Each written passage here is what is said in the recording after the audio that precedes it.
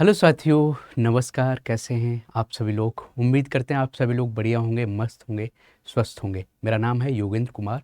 तो चलिए, आज के सेशन में आप सभी लोगों का बहुत बहुत स्वागत है। और आज के सेशन में हम लोग बात करेंगे कि जीरो से फाइनल सिलेक्शन तक हम कैसे कैसे पढ़ाई करें। कि आपके पास अभी यूपीपीसीएस की ज़्यादा जानकारी नहीं है, लेकिन फाइनल सिलेक्शन हम अचीव कर लें। और मुझे लगता है कि किसी भी स्टूडेंट का जो उद्देश्य होता है, जो पर्पज़ होता है, वो ये नहीं कि केवल प्रीलिम्स निकल जाए या मेंस तक पहुंच गए या इंटरव्यू तक पहुंच गए। हमारा जो गोल है वो ये है कि जॉब लेना, कि आपको फाइनल सिलेक्शन कैसे लेना है। तो आज के सेशन में हम यही बात करेंगे कि आप फाइनल सिलेक्शन कैसे लेंगे। मैं थोड़ा अपने बारे में बता देता हूं कि हो सकता है बहुत से स्टूडेंट मुझे पहली बार सुन रहे हों। मेरा नाम क्या है? योगेंद्र कुमार। आपको पता चल गया होगा, हमने पहले ही बता दिया। नाम हमारा क्या है? योगेंद्र राठौर। ठीक है, मेरा नाम है। लेकिन लोग जो मुझे जिस नाम से जानते हैं वो योगी सर के नाम से जानते हैं कि योगी सर। योगी सर मेरा नाम है। बहुत से स्टूडेंट ये भी सोचते हैं कि योगेंद्र सर ने कहाँ से पढ़ाई है। थोड़ा उसके बारे में बता देता हूँ कि पढ़ाई कहाँ से की है। तो मैं ग्रेजुएशन की बात करें कि मैंने ग्रेजुएशन आईआईटी बीएचयू से किया है। आईआईटी बीएचयू तो 4 साल मैंने वाराणसी में बिताया है। तो वाराणसी के पूर्वांचल के बहुत से स्टूडेंट हैं। तो वाराणसी बहुत अच्छी जगह है। बहुत घाट पर घूमना, तो बहुत कुछ सीखा था वहाँ पर कि ज़िंदगी को आपको जीना है तो कैसे जियोगे। तो वाराणसी मुझे बहुत अच्छी जगह लगी। बहुत कुछ पढ़ाई भी की, आप समझ सकते हो। प्रोफेशनल जो भी हमने जो स्किलिंग की बात करते हैं वो हमने आईआईटी बीएचयू से। अब आप सोच रहे हो सर आपने ग्रेजुएशन बता दिया, स्कूलिंग क्यों नहीं बताई? इससे पहले सर स्कूलिंग भी बता देते। तो बहुत से स्टूडेंट यहाँ पर जो पढ़ाई कर रहे हैं वो नवोदय से होंगे।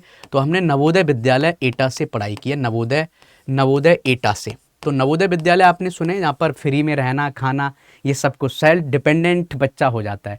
जब कोई बच्चा नवोदय में जाता है तो वो 6 क्लास से ही अपने कपड़े खुद धोता है, खुद ही चीज़ें करता है। मतलब कपड़े धोना, अपने बेड को सही करना, अपनी बेड शीट को सही करना, मतलब सेल्फ डिपेंडेंट।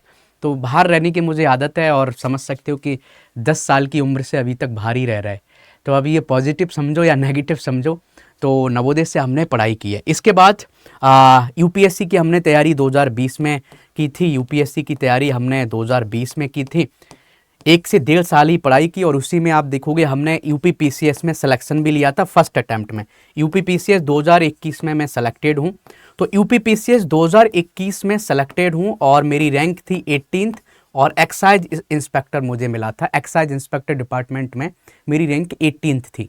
तो मैं ये समझाना चाहता हूँ कि आप पहले अटैम्प्ट में भी आप सिलेक्शन ले सकते हैं। 2021 के एग्ज़ाम में हमने सिलेक्शन लिया था, उस समय ऑप्शनल था, मेरा ऑप्शनल एंथ्रोपोलॉजी था। अब तो ऑप्शनल की जगह पेपर 5 और पेपर 6 आ गए जो यूपी स्पेशल से रिलेटेड है। तो मैं आपको ये बताना चाहता हूँ कि आज आप तैयारी करते हो, या तो 2026 का एग्ज़ाम देना है। 2026 का जो प्रीलिम्स है वो 6 दिसंबर 2026 को है। ठीक है, हो सकता है कि 2027 का आपको एग्जाम देना है। बहुत से स्टूडेंट सोच रहे हो कि सर मुझे 2027 में देना है। बहुत से स्टूडेंट ये भी सोच रहे हो कि 2028 में देना है। तो हम बात करें 2027 और 2028 के जो स्टूडेंट हैं, जो एग्ज़ाम 2027 में देना चाहते हैं, 2028 में देना चाहते हैं, उनके पास तो टाइम बहुत है भाई। ठीक है, मतलब टाइम है, पढ़ाई करनी पड़ेगी। इन लोगों के पास भाई साहब 6 दिसंबर 2026 की जो तैयारी कर रहे हैं उनके पास केवल 6 महीने बचे हैं। 6 महीने लगभग बचे हैं।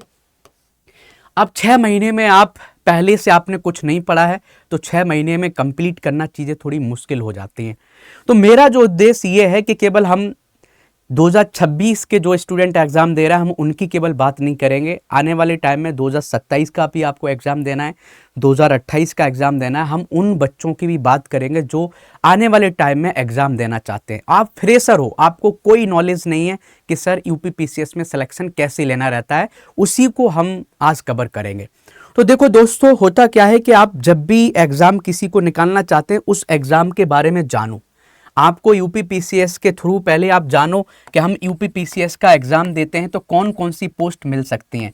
तो आपने देखा होगा लोग अपने अपने अकॉर्डिंग अलग अलग पोस्ट चुनते हैं। तो आप देखोगे यूपीपीसीएस एग्ज़ाम को आप निकाल लेते हो, फाइनल सिलेक्शन आप अचीव कर लेते हो, तो पहले तो पोस्ट जानो। तो आप देखोगे इससे एसडीएम भी बनते हैं। हर साल कई पोस्ट निकलती हैं, वो वेरी करती रहती हैं, बदलती रहती हैं। तो मैं कुछ जो फेमस पोस्ट हैं उनके बारे में बताना चाहते हैं जो हर साल निकलती है, जैसे एसडीएम हो गई, डीवाईएसपी की पोस्ट हो गई, समझ गए। आप देखोगे बीडीओ हो गया, ब्लॉक डेवलपमेंट ऑफिसर हो गया, आप देखोगे डीपीआरओ हो गया, डिस्ट्रिक्ट पंचायती राज ऑफिसर हो गया, नायब तहसीलदार हो गया, नायब तहसीलदार हो गया, एआरटीओ हो गया, एआरटीओ हो गया, एक्साइज इंस्पेक्टर हो गया, डिप्टी जेलर हो गए, डिप्टी जेलर हो गए, डिप्टी जेलर हो गए, डिप्टी जेलर। इस बार तो जीएसटी की पोस्ट आई थी जो 2024 का था, तो जीएसटी कमिश्नर भी बनते हैं, जीएसटी कमिश्नर भी बनते हैं, समझ गए, जीएसटी कमिश्नर भी यहाँ पर बनते हैं। तो कहने का मतलब बहुत सी पोस्ट होती हैं। मैक्सिमम जो लोगों की चॉइस होता है वो एसडीएम होता है, कुछ लोगों की चॉइस होती है एसडीएम से ऊपर कुछ लोग डीवाईएसपी भी लेना पसंद करते हैं, जिनको मज़ा आता है कि मुझे वर्दी पहननी है सर और क्या बोलते हैं क्रिमिनल्स को पकड़ना है और पीटना है। ऐसे लोगों को भाई साहब डीवाईएसपी बनने का शौक रहता है। तो आपका कुछ भी शौक हो सकता है। कुछ लोगों को ये लगता है कि सर मुझे एआरटीओ बनना है, कि मुझे ट्रांसपोर्ट सेक्टर में काम करना है। कुछ भी आपका गोल हो सकता है, कोई भी हॉबी हो सकती है, और किस सेक्टर में आपको जाना है वो आप पर डिपेंड करता है। अब इसमें से कोई भी पोस्ट आप अचीव करना चाहते हैं, आपको यूपीपीसीएस का भाई साहब यूपीपीसीएस को आपको क्रैक करना पड़ेगा। हम उसी की बात करेंगे। तो चलो कैसे क्रैक करते हैं, तो इस एग्जाम के बारे में जान लेते हैं। तो यूपीपीसीएस आप क्रैक करना चाहते हो, तो यूपीपीसीएस को क्रैक करना है तो भाई इसमें 3 स्टेज है। पहली स्टेज की हम बात करते हैं प्रीलिम्स। क्या है ये? प्रीलिम्स है, तो प्रीलिम्स। दूसरी स्टेज की हम बात करते हैं तो भाई साहब मेंस है। क्या है? मेंस है। और तीसरी स्टेज की हम बात करते हैं तो ये क्या है? इंटरव्यू है। इंटरव्यू, इंटरव्यू 3 स्टेज होती हैं। तो ये पहली स्टेज है, इसको हम लिख देते हैं फर्स्ट स्टेज, थोड़ा कलरिंग थोड़ी कर देते हैं। फर्स्ट स्टेज, फर्स्ट स्टेज की हम बात करते हैं। पहली स्टेज क्या है? प्रीलिम्स है, प्रीलिम्स है। दूसरी स्टेज की हम बात करते हैं, सेकंड स्टेज आपका क्या है? सेकंड स्टेज की हम बात करते हैं तो आपका मेंस है। और थर्ड स्टेज आपका क्या है? थर्ड स्टेज आपका क्या है? आप इंटरव्यू देने जाते हैं। कहने का मतलब ये हुआ कि आप प्रीलिम्स निकाल लोगे पहली स्टेज तो आप मेंस लिखने जाओगे, आप मेंस निकाल लोगे तो आप इंटरव्यू देने जाओगे। और आपका जो फाइनल सिलेक्शन होता है वो किस पर डिपेंड करेगा? आपका जो फाइनल सिलेक्शन होता है वो इन दोनों के मार्क्स पर डिपेंड करेगा। मेंस कितने मार्क्स का होता है? 1500 मार्क्स का होता है। 1500 मार्क्स का रिटन एग्जाम होता है। इसमें 8 पेपर होते हैं। कितने होते हैं? 8 पेपर होते हैं। अभी हम इसका विस्तार से बात करेंगे। 8 पेपर होते हैं और इंटरव्यू लगभग 30 मिनट चलता है और ये 100 मार्क्स का होता है। तो ये 100 और 1500 मतलब 1600 मार्क्स में से जितने आपके अच्छे होंगे मार्क्स, उतने ही आपके सिलेक्शन होने के चांसेस बढ़ जाते हैं।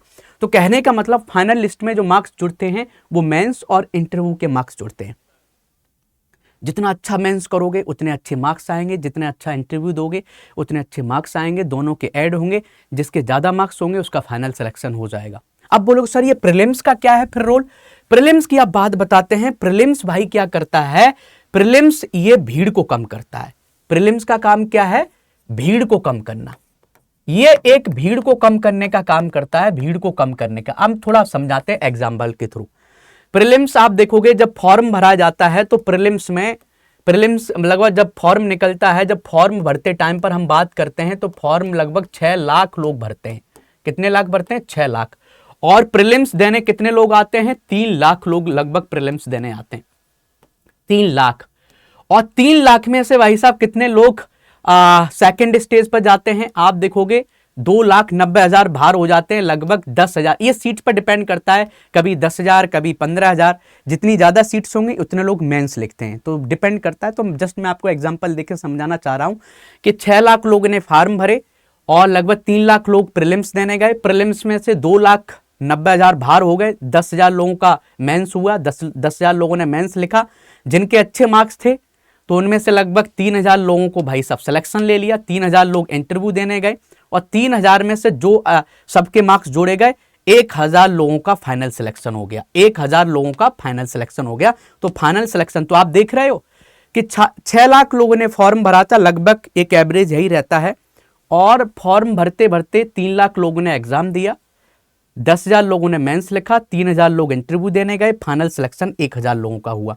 कहने का मतलब यह है कि सिलेक्शन मेंस और इंटरव्यू के मार्क्स पर डिपेंड करता है। जितने अच्छे मेंस में मार्क्स होंगे उतने ही अच्छे आपके सिलेक्शन के चांसेस बढ़ जाते हैं।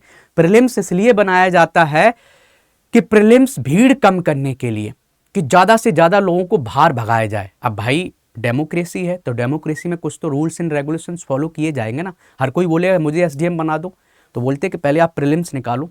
तो 3 लाख लोग जो देने आ रहे हैं उनकी भीड़ को कम करना है ना, तो प्रीलिम्स का काम ही है भीड़ कम करना।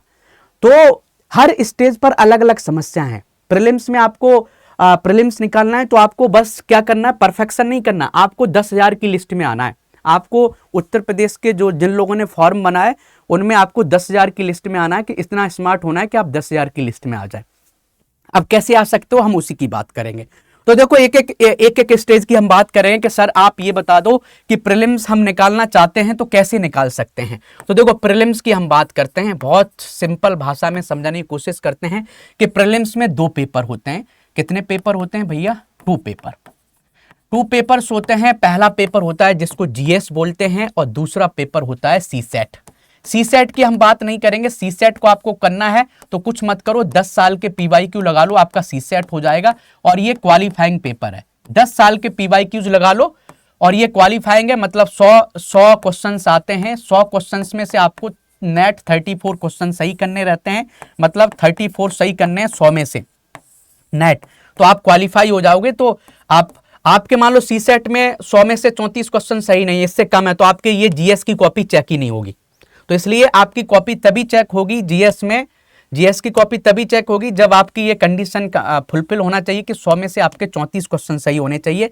तो वो आसानी से हो जाते हैं, आप 10 साल के पेपर लगा लो। तो ये हमारे जो फ्रेशर हैं उनको समझ में आ गया होगा कि सीसेट आपको क्वालिफाई करना है तो आपको क्या करना पड़ेगा, क्या करना पड़ेगा भैया, 10 साल का पीवाईक्यूज लगाना। अब हम आ जाते हैं कि ये जनरल स्टडी का पेपर होता है, ये भी 2 घंटे का होता है। सीसेट 2 घंटे का होता है, ध्यान रखना 2 घंटे का ये भी पेपर होता है। और जीएस का 150 क्वेश्चन आते हैं, 150 क्वेश्चन आते हैं, ये भी 2 घंटे में आपको कवर करना है।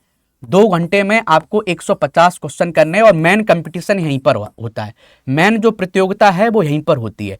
आप देखोगे कि 150 क्वेश्चन आते हैं, वो कहाँ से आते हैं, आप देखोगे करंट अफेयर का लगभग 30 से 35 क्वेश्चन आता है। आप बोलोगे सर करंट अफेयर हम कैसे कवर करें, तो करंट अफेयर में सुबह 8 बजे पढ़ाता हूँ यूपीपीसीएस स्टडी आईक्यू पर, आप वहाँ पर पढ़ सकते हैं। आपने बहुत से हमारे सिलेक्टेड स्टूडेंट का सुना होगा कि मैंने योगेंद्र सर की करंट अफेयर देखी, आपने देखा होगा, चाहे वो श्वेता त्यागी हो, चाहे प्रिंसी यादव हो, समझ गए, चाहे वो अवैध सिंह राजपूत हो, एसडीएम, डीवाईएसपी, जीएसटी, केमिस्टर, सब लोग लेंगे ना। आप देखोगे ये करंट अफेयर की क्लास देखी है, तो आप क्या कर सकते हो, करंट अफेयर की क्लास आप हमारी देखोगे तो 30 से 35 क्वेश्चन आपके सही हो जाएंगे। सुबह 8 बजे पढ़ाता हूँ यूपीपीसीएस स्टडी आईक्यू चैनल पर। अब हम बात करते हैं, इसके बाद हिस्ट्री के क्वेश्चन आते हैं।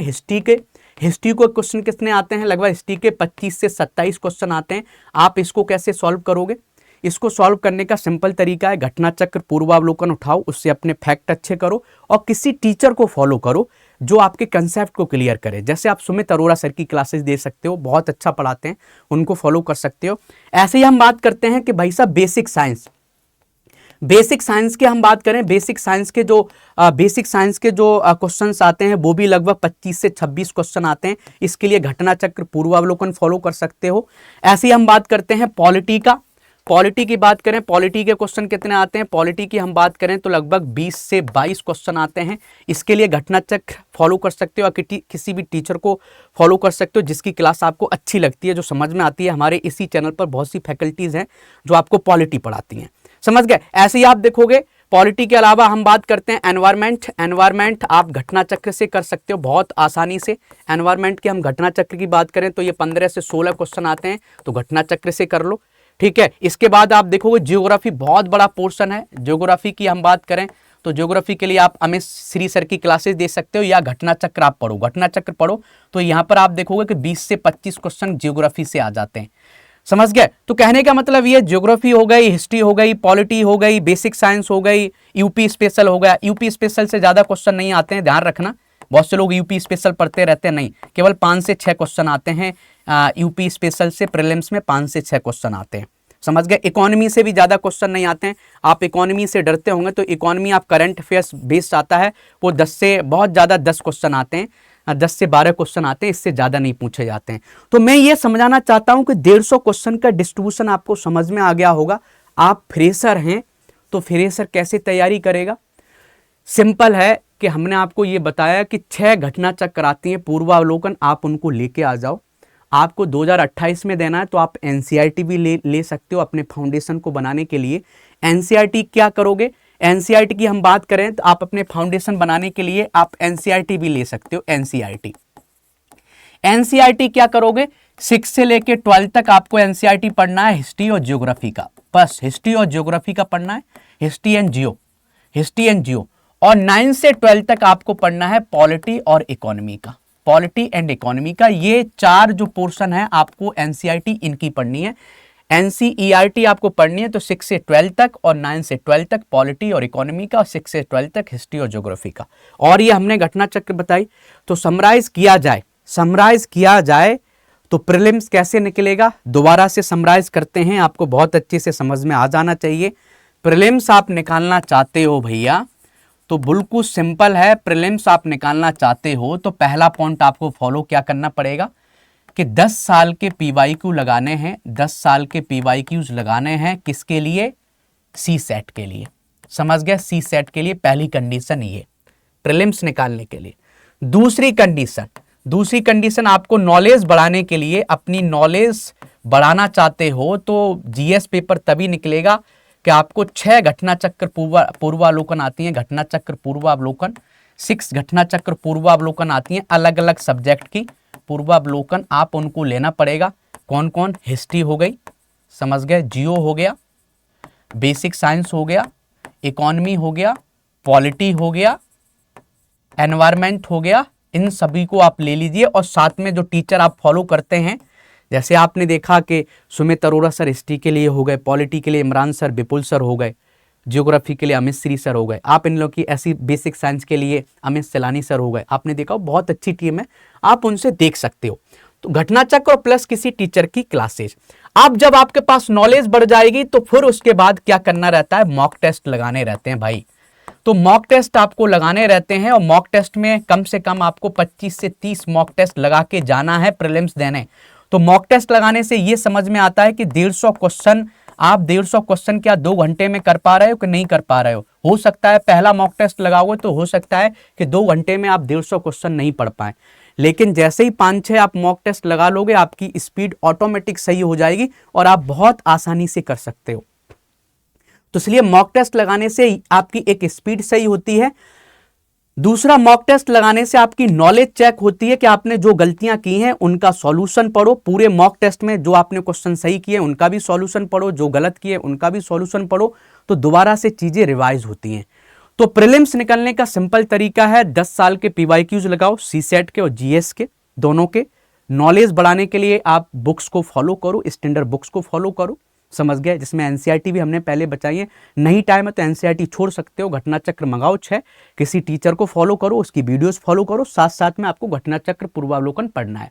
मॉक टेस्ट आपको लगाना है और जो आपकी तैयारी को जो बेहतर बनाता है वो डीसीए है। तो डीसीए डेली करंट अफेयर आपको क्या करता है, डीसीए आपकी नॉलेज को एनरिच करता है, वो प्रीलिम्स की भी तैयारी कराता है, वो मेंस की भी चीजों को कनेक्ट करता है।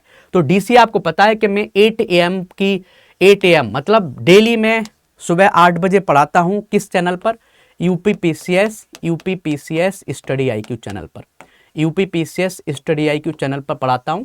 आप यहां पर जाके हमारी क्लास को देख सकते हैं, एक बार आप जाइए देखिए कि कैसे पढ़ाया जाता है, कैसे करंट अफेयर को प्रीलिम्स में कनेक्ट करना है, कैसे मेंस में कनेक्ट करना है, कैसे बेहतर मार्क्स लाए जाते हैं फाइनल सिलेक्शन के लिए, वो सब चीज़ें आप सीख जाओगे।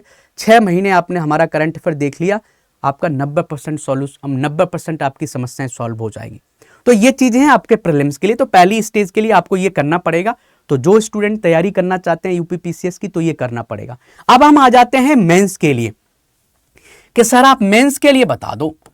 तो मेंस के लिए सिंपल है, मैं मेंस के लिए 2 चीजें बताता हूं। पहली बात तो ये कि भाई साहब मेंस के लिए सिलेबस जो आपका है, सिलेबस पाठ्यक्रम को क्या करो, डाउनलोड करो, पाठ्यक्रम को क्या करो, डाउनलोड करो, उसको प्रिंट करो और पाठ्यक्रम के अकॉर्डिंग आपको नोट्स बनाने हैं पाठ्यक्रम के अकॉर्डिंग। बहुत से स्टूडेंट होते हैं उनको 1 साल तैयारी करते हो गई, 2 साल हो गई, लेकिन उनसे बोलो कि आपको मेंस का सिलेबस याद है, क्या आपको GS1 का सिलेबस याद है, क्या आपको हिंदी जो मेंस में आता है 150 मार्क्स का उसका सिलेबस याद है, बोलता है हमको सर याद ही नहीं है।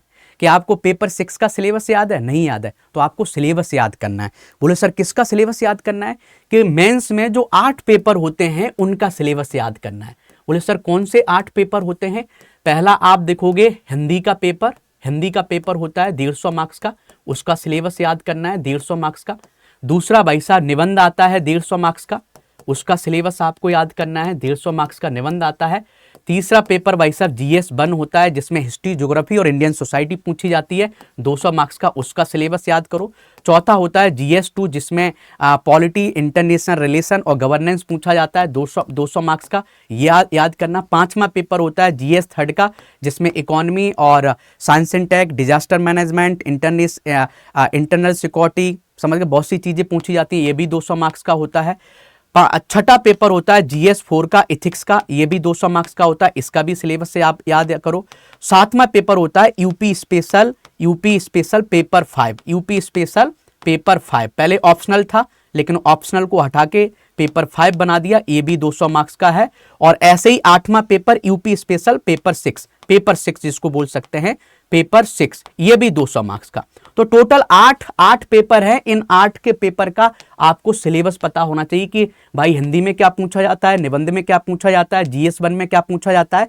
आपको सिलेबस रटा होना चाहिए, और जब आपको सिलेबस रटा होगा तभी आप बेहतर कर पाओगे, नहीं तो दिक्कतें होती हैं बहुत ज़्यादा। और जिस स्टूडेंट ने मेंस का सिलेबस याद कर लिया उसकी 90% भाई साहब सिलेक्शन के चांसेस बढ़ जाते हैं। मैंने पहले अटेम्प्ट में सिलेक्शन लिया था तो मेरा यही सबसे बड़ी स्ट्रेंथ थी कि मैंने सिलेबस के अकॉर्डिंग नोट्स बना लिए थे, और नोट्स बनाने के बाद भाई साहब आंसर राइटिंग आपको करनी रहती है। यदि आंसर राइटिंग नहीं करोगे तो फिर नोट्स बनाने का कोई फायदा नहीं है। तो आंसर राइटिंग करिए, नोट्स बना। तो मेंस को करने के 2 ही तरीके हैं, मेंस हैंडल करने के 2 ही तरीके हैं, नोट्स बनाओ, नोट्स बन जाए, आंसर राइटिंग करो, फिर देखो आपके सिलेक्शन को कौन रोकता है, कोई नहीं रोक पाएगा। हमारे बहुत से स्टूडेंट थे जो घर रह के तैयारी कर रहे थे, हमने सिंपल उनको गाइडेंस दिया था कि आप नोट्स बनाइए, आंसर राइटिंग करिए।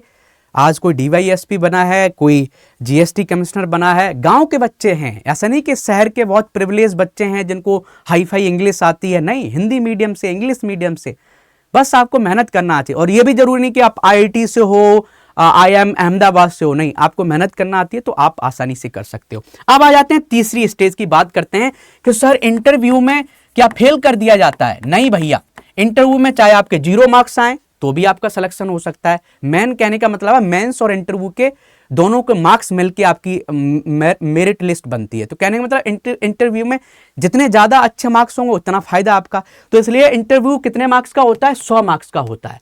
अब 100 मार्क्स में आप देखोगे मेरे कितने थे, मेरे 71 मार्क्स थे, 100 में से 71 बहुत अच्छे माने जाते हैं।